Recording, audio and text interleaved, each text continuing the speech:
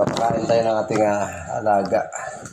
Kawawa sila pag kaya hindi nakakain na maayos. Bago sa akin, mainit pa.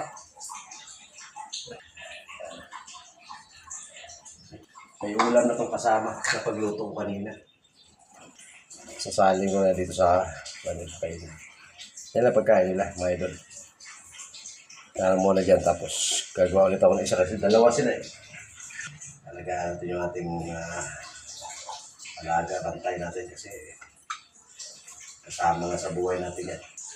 Dahil nauna silang kumain, kaya ako mamaya pa kami magluluto muna. Luto pa ng pagkain natin. Nauna ko na yung mga alaga.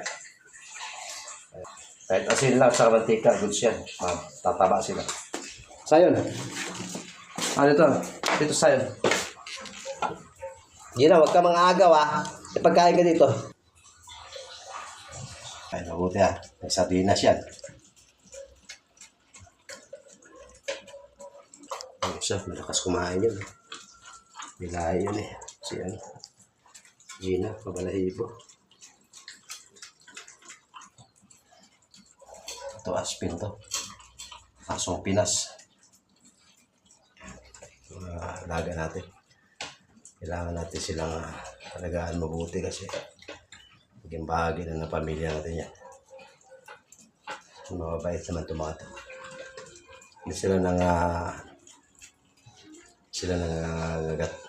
Yan ang mga lodi.